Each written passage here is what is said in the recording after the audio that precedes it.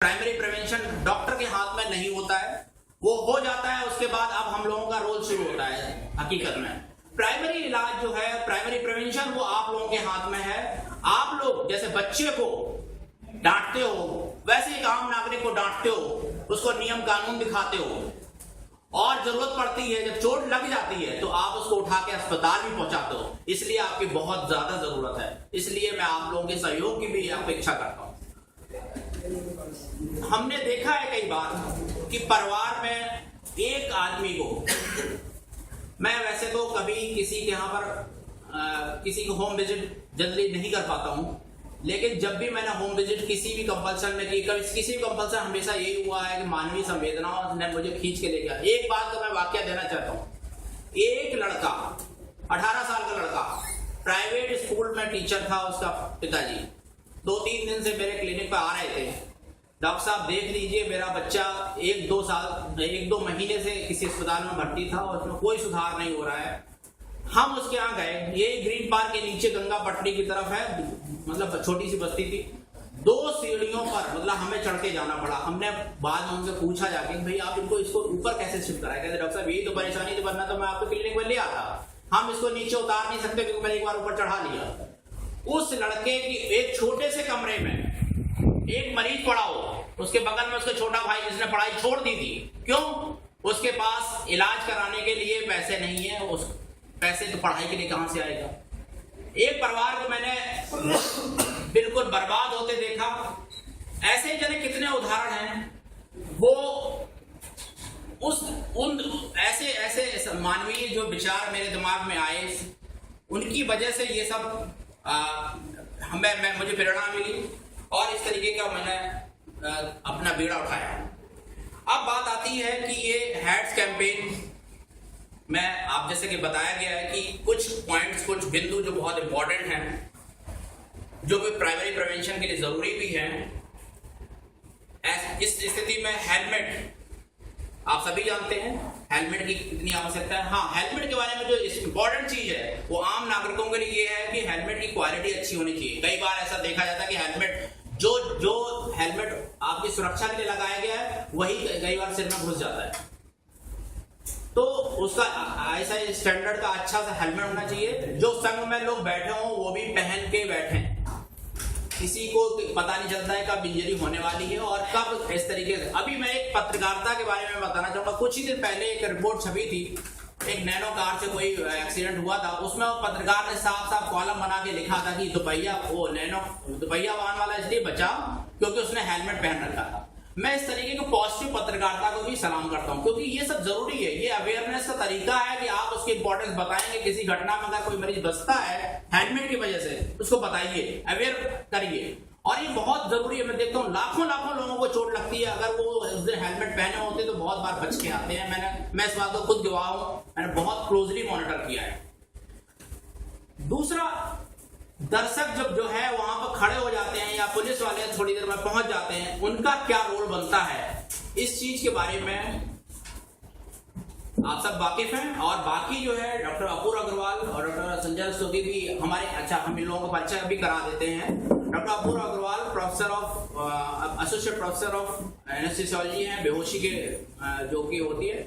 इस पे इन्होंने काफी, हम लोगों ने ये टीम है, मैं आपको बताऊं कि इन लोग ऐसे नहीं, किसी चीज के लिए इंटरेस्ट डेवलप होता है तभी वो टीम बनती है। इंटरेस्ट में डॉक्टर साहब ने ALTS का कोर्स किया हुआ है, इस तरीके का अवेयरनेस इनकी फैलाने की इनकी खुद की रुचि है। इस वजह से आगे जुड़े हुए हैं, इस वजह से हम लोगों के साथ भी आए हुए हैं।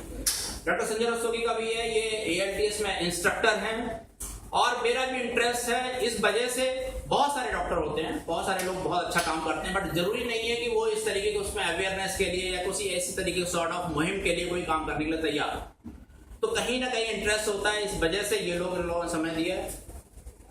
हम 5 बिंदु जो बता रहे थे वो बीच में इंटरप्ट कर दिया, सॉरी। इफेक्टिव बायस्टैंडर, दर्शकों का जो काम होता है वो उसके बारे में भी बताया जाएगा। बाकी पेडिस्ट्रियंस के बारे में जो हम आम नागरिकों को बताना चाहते हैं इस प्रेस के बारे में, प्रेस के माध्यम से, कि वो क्या रोड लाइट को, सिग्नल्स को फॉलो करें, जेब्रा क्रॉसिंग को फॉलो करें, डिवाइडर को फांद के ऐसे कूद के ना आ जाएं। बहुत सारी चीजें हैं आम नागरिकों के लिए बहुत जरूरी है। कई बार उनको बचाने की वजह से बहुत मेजर एक्सीडेंट्स होते हैं। मेरे यहाँ पर अभी कल परसों एक पेशेंट आए हैं, उनकी मोटरसाइकिल इसलिए स्लिप की क्योंकि उनके सामने एक लड़की आ गई थी। तो आखिरकार इन सब की जिम्मेवारी कहीं ना कहीं पर आम नागरिकों की है कि नहीं, और ये जब तक अवेयरनेस नहीं फैलेगी, कभी सभ्य समाज में ही इस तरीके की घटनाएं नहीं होती हैं। हमें एक्सपेक्टेशंस हैं, हम जैसे भी कर पा सकते हैं, हमें इसको बढ़ाना है। रिस्पॉन्सिबिलिटी ड्राइव के बारे में, वाहन में हमने अक्सर देखा है दुपहिया वाहन में हेलमेट लगाए नहीं है, कान में मोबाइल लगा के ऐसे तेज से बात करते जा रहे हैं। कितने लोगों को वो कैसे कैसे परेशान कर रहे हैं, ये उसका उनको अंदाजा नहीं रहता है। शराब पी के लोग ड्राइव करते हैं। ये जो कि स्पीड्स जो है, डेफिनेटली स्पीड्स आज हाईवे बड़े अच्छे हो गए हैं, इसके कारण ही लोग इंजर्ड पहले हुआ करते थे, आजकल लोग मर रहे हैं, ऑन स्पॉट डेथ्स हो रही हैं। Reason high speed. Yamuna expressway एक बहुत बड़ा एग्जाम्पल है। जितनी मोर्टेलिटी उस स्पीड पे चलने वाले लोगों की है, शायद किसी हाईवे पर हुई होगी। तो अब बात आती है कि हमें चोट लग गई और इन चीजों को प्रिवेंशन कर लिया गया। Prevention is main primary object for head injury treatment. Primary prevention is the main object. ये तो हो गया प्राइमरी प्रिवेंशन। अब सेकेंडरी अगर इंजरी हो भी जाती है तो हमें क्या करना है, इसके लिए बहुत इंपॉर्टेंट चीज है। शायद वर्कशॉप जो अगली बार जो हम लोग नुक्कड़ नाटक, नुक्कड़ सभा और बाकी जो CMEs करेंगे, उनमें इस चीज को एम्फेसिस करना शुरू करेंगे। तो सबसे पहले जरूरी चीज आती है कि अगर इंजरी हो जाती है और आप लोग सामने ऐसा केस आ जाता है, तो 103 नंबर डायल की जो सुविधा है उसको डायल कर दें, 100 नंबर को कर दें, और उसके बाद चोट लगने वाले मरीज के बारे में ABC का बहुत ख्याल रखें। ABC मतलब होता है airway, A for airway, B for breathing और C फॉर सर्कुलेशन। बहुत सारे मरीजों में जैसा कि देखा होगा कि आपने बच्चा जब पैदा होता है क्राई नहीं करता है, वो फिर बाद में अपंग रह जाता है, उसकी मेंटल कंडीशन अच्छी नहीं रहती है। ऐसे ही अगर हेड इंजरी पेशेंट में अगर सांस रुकती है, सांस की परेशानी होती है, तो उसकी रिकवरी के बाद भी वो मरीज बहुत अच्छा डिसेबल्ड हो जाता है, बहुत अच्छा ब्रेन नहीं रह पाता है, हाइपोक्सिक इंसेफेलोपैथी वाली कंडीशन रह जाती है। तो उसका अगर एयरवे अच्छा रहेगा, ब्रीदिंग अच्छी रहेगी, उसके लिए कुछ भी जो आपको समझ में आता है, भैया इसकी गर्दन सीधी रखनी है, इसके मुंह में जो थूक और खून आ गया उसकी सफाई करनी है, करवट से लिटाना है, और जरूरत पड़े तो अगर कुछ भी ऐसी चीज है कि अम्बू बैग है, कुछ है, तो उसमें उसको सपोर्ट देना है। ये चीज नितांत आवश्यक है। इसी के कारण आपने देखा होगा कि मरते क्यों हैं लोग, हैंगिंग में क्यों मरते हैं। जब हैंगिंग की जाती है, फांसी दी जाती है, या लोग सुसाइड करते हैं, हैंगिंग में 3 मिनट में लोग मर जाते हैं। कारण यही होता है कि भाई उसको सांस नहीं मिलती। सांस बहुत, एक ब्रेन के लिए सांस का बहुत, ऑक्सीजन सैचुरेशन का बहुत बहुत जरूरत होती है। इसकी इंपॉर्टेंस अगर आप समझ लेंगे, मैं आप गारंटी से कहता हूं, हजारों पेशेंट को अपनी एक लाइफ में, या सैकड़ों लोगों को अपनी एक लाइफ में बचा लेंगे। एयरवे एंड ब्रीथिंग, सर्कुलेशन, भाई पल्स अगर नहीं अच्छी है तो नेचुरली आप लोग काम नहीं कर सकते, लेकिन हाँ सेंसिटाइज होना है। मरीज को फौरन अस्पताल में पहुंचाना है। 103 नंबर की एम्बुलेंस के बारे में हमें सेंसिटिविटी बढ़ानी है। ये क्यों नहीं आती है, काम क्यों नहीं होता है, या कोई दुपहिया वाहन है या कोई 4 पहिया वाहन, उसके साथ रोक के उसको कैसे मोटिवेट करना है। आजकल की दशा क्या होती है, चोट लगी, लोग ऐसे भागते से बम रखा होगा, सब गाड़ियां ऐसे निकालने लगते हैं। पहले जो भी नियम कानून रहा हो, लेकिन आज की तारीख में सरकार भी इस तरीके के नियम में नहीं बंधी हुई है कि आप जाएंगे तो आपको हरेस किया जाएगा, आप जाएंगे तो आपका ये होगा। आपको कोई जरूरत नहीं है, अपना नाम लिखाइए और अगर जरूरत होगा तो इंपॉर्टेंस लिखिए, अपना नंबर मोबाइल छोड़ दीजिए, कोई आपको हरेस नहीं करने वाला नहीं है। आप आराम से मरीज को शिफ्ट करा सकते हैं, इंजर्ड पेशेंट की मदद कर सकते हैं। फिर अगर सिर की चोट लग रही है और खून बह रहा है, सर्कुलेशन का वहां पे भी इंपॉर्टेंस है। अगर खून बह रहा है तो जाहिर सी बात है थोड़ी देर में उसकी पल्स कम होने वाली है। तो उस स्थिति में खून बहने वाली किसी भी कंडीशन में अगर आप उसको कंप्रेस कर देंगे, बांध देंगे, उसकी सर उतार करके बांध दीजिए सिर पर।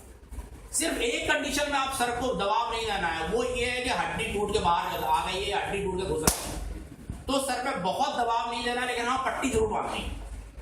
इन 4-6 बातों का अगर हम ख्याल रखेंगे, निश्चित तौर पर हम कई लोगों की जान बचा पाएंगे। इस क्रम में अब मैं डॉक्टर अपूर्व अग्रवाल को बुलाऊंगा कि वो अगर मरीज आ जाता है, इंजर्ड हो जाता है, उसको कैसे शिफ्ट करेंगे, उसको क्या क्या बेसिक चीजें करेंगे और जो कि जान बचाने के लिए बहुत कारगर हो।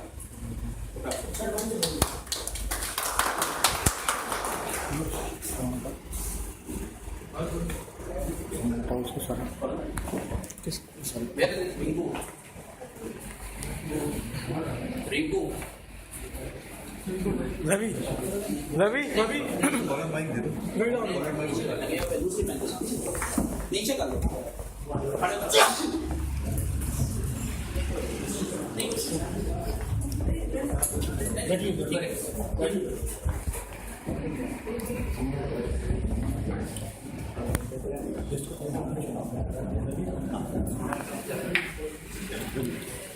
रवि सर एक बेसिक मैं आपको बात बताने जा रहा हूँ कि